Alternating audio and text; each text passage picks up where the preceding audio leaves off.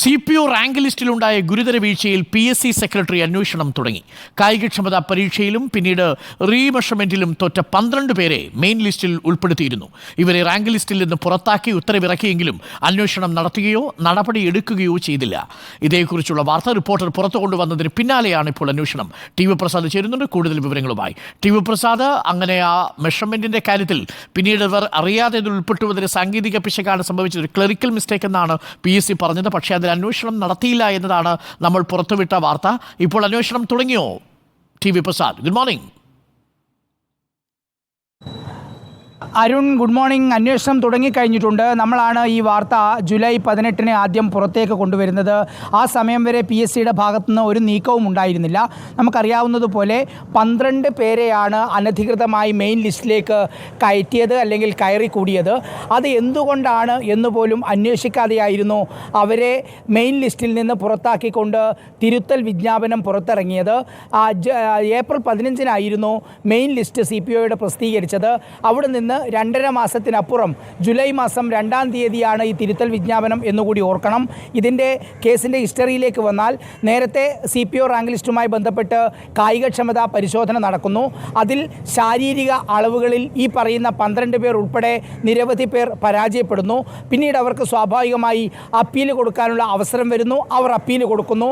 Appeal കൊടുത്തു കഴിഞ്ഞാൽ PSC അംഗത്തിൻ്റെ സാന്നിധ്യത്തിൽ, മറ്റ് പ്രധാനപ്പെട്ട ഉദ്യോഗസ്ഥരുടെ സാന്നിധ്യത്തിൽ റീമെഷർമെൻറ്റ് നടത്തുന്നു. അങ്ങനെ റീമെഷർമെൻറ്റ് നടത്തിയ സമയത്തും ഈ 12 പേർ പരാജയപ്പെടുന്നു. പക്ഷേ അവർ മെയിൻ ലിസ്റ്റിലേക്ക് വരുന്നു. അവിടെയാണ് ഇതിൽ ഏറ്റവും ഗുരുതരമായ സംഭവം നടന്നിരിക്കുന്നത്. ആരോ ഇതിനകത്ത് ബോധപൂർവം കളിച്ചു എന്നുള്ളത്.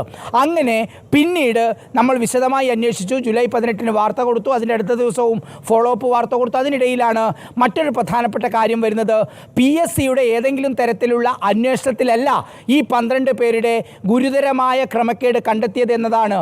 തിരുവനന്തപുരം ജില്ലാ PSC ഓഫീസർ രമേശ് ബാബുവിന് വന്ന ഒരു അനോണിമസ് കോളിൽ നിന്നാണ് ഇത് പിന്നീട് പുനഃപരിശോധിക്കേണ്ടി വരുന്നത് PSCക്ക്.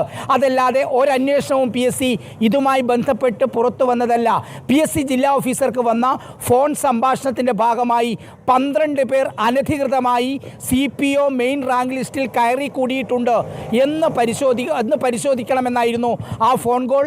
അതിൻ്റെ അടിസ്ഥാനത്തിലായിരുന്നു പരിശോധന നടന്നത്. ആ പരിശോധനയിലാണ് 12 പേർ റീമെഷർമെൻറ്റിലും പരാജയപ്പെട്ടെങ്കിലും അവർ പിന്നീടും മെയിൻ ലിസ്റ്റിലേക്ക് വന്നതായി കണ്ടെത്തിയത്. പക്ഷേ എന്നിട്ടും PSC ഒന്നും മിണ്ടിയില്ല. ആരാണോ ആ ഗുരുതരമായ കുറ്റം ചെയ്തത് അവർക്കെതിരെ നടപടിയെടുത്തില്ല. ഒരു പ്രസ് റിലീസ് ഇറക്കിയില്ല. പകരം ചെയ്തതൊരു തിരുത്തൽ വിജ്ഞാപനം ഇറക്കി.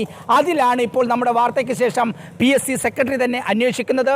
നടപടി ഉണ്ടാകുമെന്നാണ് PSC അംഗങ്ങളിൽ നിന്നും അറിയാൻ കഴിയുന്നത്. TV പ്രസാദ് പുറത്തു കൊണ്ടുവന്ന വാർത്തയിൽ ഇപ്പോൾ PSC അന്വേഷണം തുടങ്ങിയിരിക്കുന്നു എന്നുള്ളതാണ്. അത്തരത്തിലുള്ള മിസ്റ്റേക്കുകൾ സംഭവിക്കാൻ പാടില്ലാത്തതാണ്. ക്ലറിക്കൽ മിസ്റ്റേക്ക് എന്ന് പറഞ്ഞ് PSCക്ക് കൈയൊഴിയാം. പക്ഷേ ഏതെങ്കിലും തരത്തിൽ ഇവർ ആ ലിസ്റ്റിൽ കടന്നുകൂടിയിരുന്നെങ്കിലോ റീമെഷർമെൻറ്റിൽ പരാജയപ്പെട്ടവർ പിന്നീട് ഫൈനൽ ലിസ്റ്റിൽ ഇടം പിടിക്കുക എന്നുള്ളത് നമ്മൾ കേട്ടുകേൾവിയില്ലാത്തതാണ്. പലപ്പോഴും ഇതൊക്കെ വരുമ്പോൾ അതിനുള്ളിൽ തന്നെ ഈ തെറ്റുകൾ കണ്ടുപിടിക്കാനുള്ള സംവിധാനമുണ്ട്.